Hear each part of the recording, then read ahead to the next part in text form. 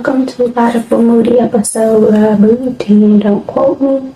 First topic we're going to talk about today is really dislike when somebody's in trouble, say like a celebrity or somebody's in trouble, and people be like, where are their friends at? Where are their friends at? I'm like, if somebody is so far gone and doing things they should not be doing, do you think they're keeping people around that are saying, hey, don't do this, you shouldn't do this? Their ego is getting them people away from them. And if the people are around them, they're probably just not listening. How many times have you told a friend or a family member, hey, don't do this, this is right, this is wrong, or you give somebody advice and they do the opposite? Like, why do people always point the finger at other people when these people that you are talking about used to be grown, and used to be grown men that they be talking about? But they're like, where's their friends? Where's the person around them?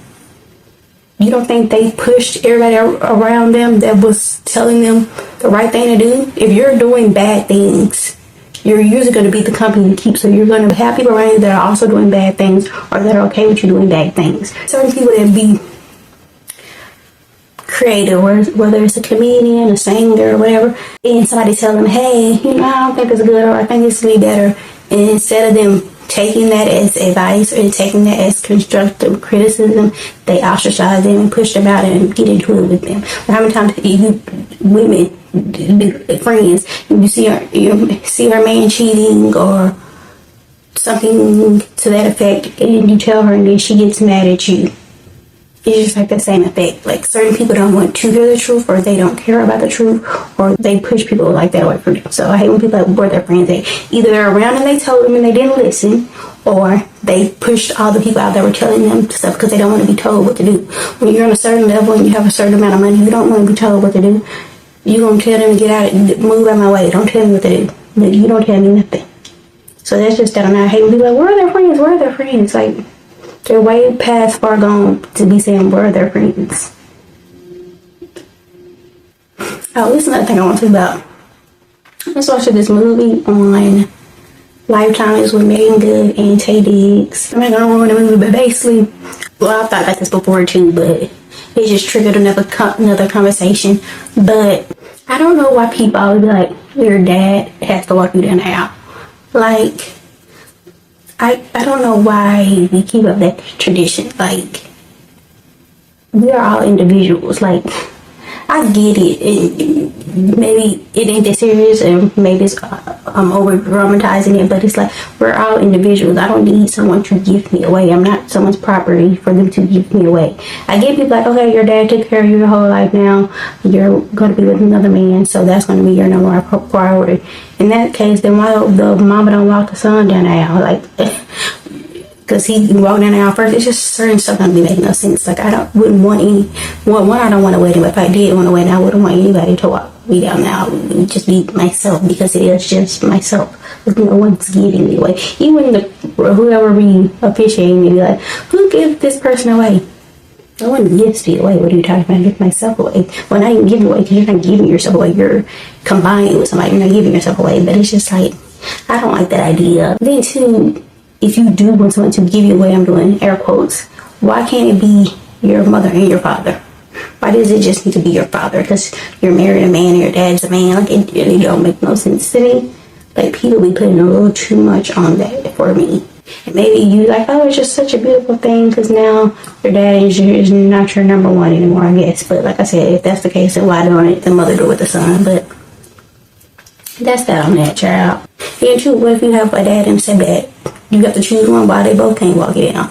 It's just like, it's just sucky variables. Next thing I want to talk about is J-Lo movies. A lot of people be talking about J-Lo, and I don't know the stuff they be saying, whatever. And they be saying, like, pretty much she ain't talented. Obviously, like Ashanti got all her vocals and stuff like that. Well, she do got good songs, but if it is Ashanti singing, I guess that makes sense, but whatever. But she do got good songs, but J-Lo movies are really good to me, though. Like, Enough is my favorite. Made in Manhattan is good. I don't like her newer stuff she's been putting out. I don't know about that. She can leave. I can live without that. But the Made in Manhattan is the Enough's. The what's the wedding one? The Wedding Planner. What's the one where the mama didn't like her? because she was marrying the son. The monster-in-law, oh, obviously Selena is top 3. Selena enough top 3. Oh, Anaconda, I love Anaconda. And with her Ice Cube, that movie is really good. Like, she got some good movies. He be talking about but she do got some good movies to me. I'm not gonna lie to you. Yeah, I don't see her movies quite every time. I really do actually like her movies, her earlier stuff, not her later stuff. It's gonna be a little quick little topic. For some reason, just a quick little fashion thing. Men, if you just want to look like you're fashionable, what you really like, you can have on the most basic outfit. But if you have on like a ring, I'm not talking about like a rapper type of ring, no. Like a real simple like band or something, it just makes you look fashionable for some reason.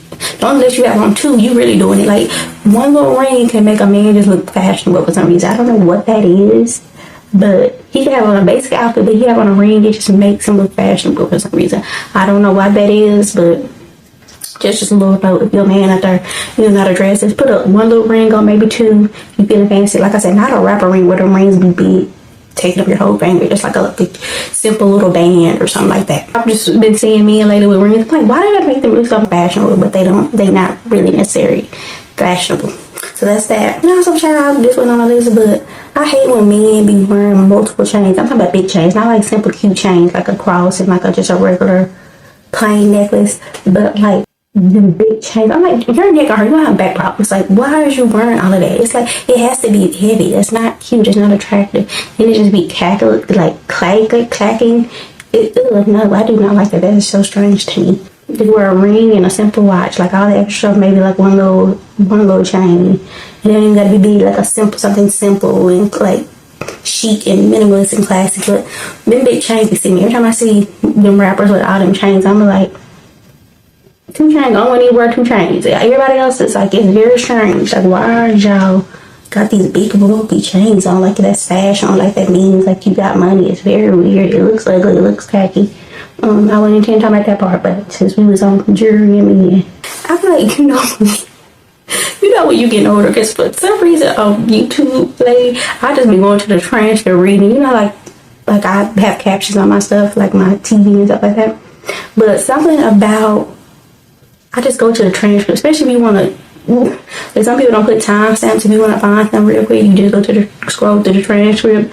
Like, it's just so much easier. Like, just like a little pro tip. So much easier you want to find them. Go through the little transcript or whatever. The best thing. Yeah, sometimes too. But sometimes I try to watch a video on mute to see if I can like read lips and see what they say. And most of the time I can't. So I'm like, okay. Then I don't know sign language. I always wanted to learn sign language. That's really the only other language I really want to really know. I know the alphabet, but that's about it. Next topic. This is part 90s rap. Like, I don't know where I'm going with this, but growing up, I used to love Chingy. Like, Chingy was I feel like he was my first, like, actual crush. Chingy. I used to love Chingy. Like, I used to have posters of him on the wall. Like, what was big back then? What was that magazine, Up? I feel like it was Up, but don't quote me on that. It was like a couple of them. And they had, I always had the posters in them. Like, my whole family knew I loved Chingy. Like, I love Chingy down, child, to the ground. Like, he the one person, if I ever meet, I'm gonna go crazy. But everybody else, I don't care. Like, if I meet Child Obama, I don't really care. I mean, not saying it like that, but I'm not gonna fan. Chingy is the only person I would fan. I'm like, maybe not fan over, but I'd be like, I have to get a picture with him. I don't care about getting a picture of nobody else. I don't picture what is gonna do for me. But with Chingy, I'm like, my childhood self would have to do that, because I had all of Chingy albums, like 4 or 5 of them. I don't know. I can still rap all the right there to this day. Like, I don't know. Like, I see, like, old music back then was so good, because you can still listen to it. People say they won't, but you can still listen Chingy song, just kind of still bump to them in a lot of them, not just some of them. Don't let it be like one of his little R&B ones pulling me back, One Call Away, child. Yeah.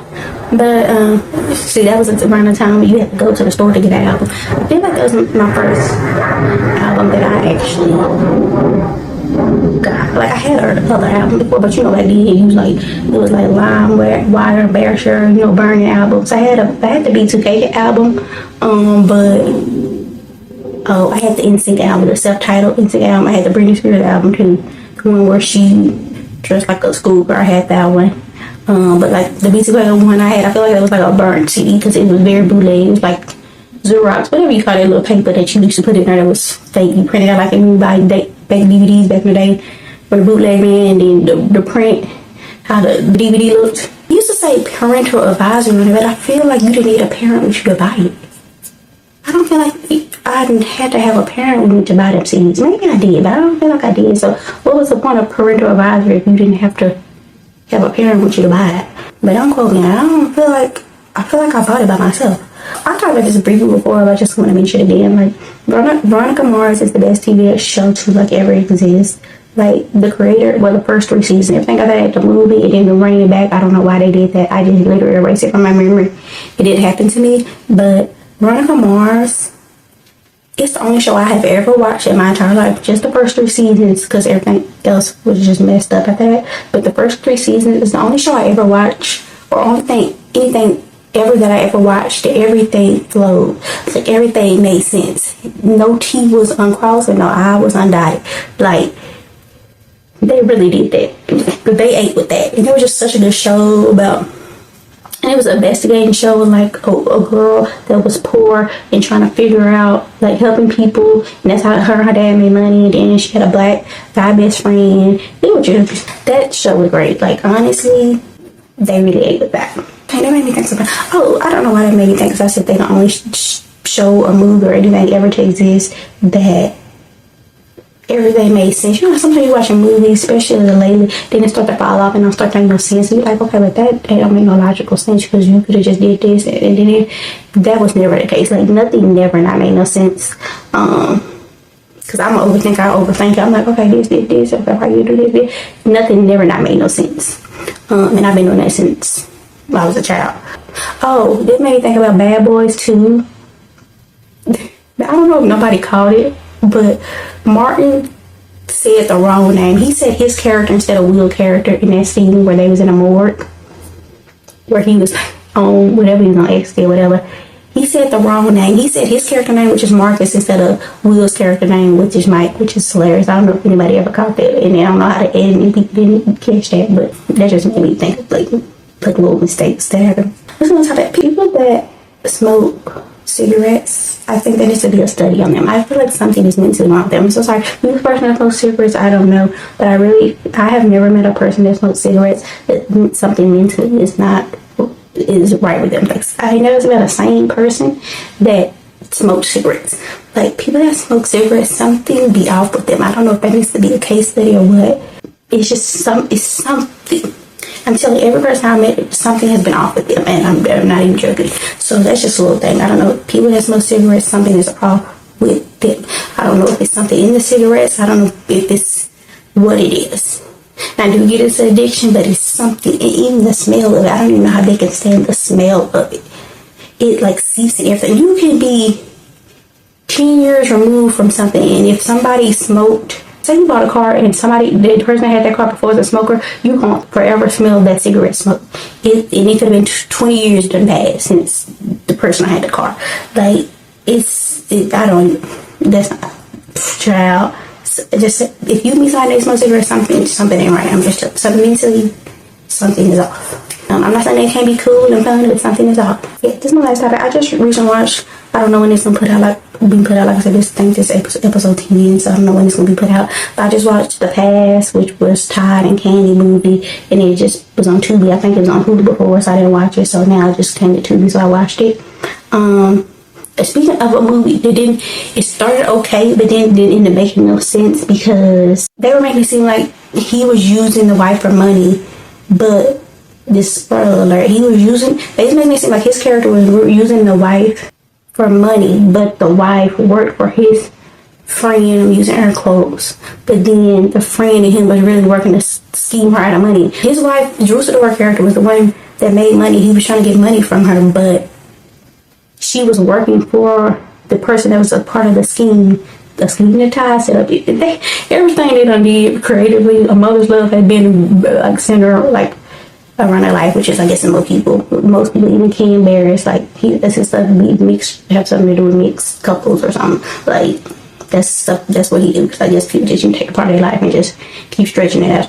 So that's what Ty and Candy do, especially Ty, because I think is the one writing it and mostly directing it, but she's a part of it too. But And it's like, and I guess it could be a 2 because they set it thing up to be a 2 when Candy saying she about to scheme somebody, whatever. Then what scheme would take 7 years?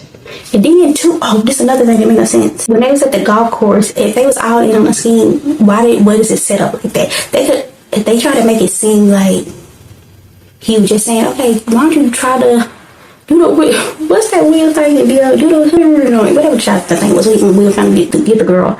Didn't seem like a scheme. They tried to play it back towards the end and make it seem like he was saying, why don't you just do this as a scheme? But it seems like how they were interacting, he was like, oh, well, you and your wife do a whole ass. If it was a scheme, you wouldn't have to do all of it because you know it's not really his wife, and they're not really dating, so it wouldn't have been all of that. So, and it wasn't nobody there that you need to pretend in front of because everybody was in on a scheme that was there, so that didn't make any sense. It seemed like he probably wrote it, and maybe he didn't know what he wanted the end to be. Maybe he did, but he wrote it, and didn't miss the details like that. It made no sense, but.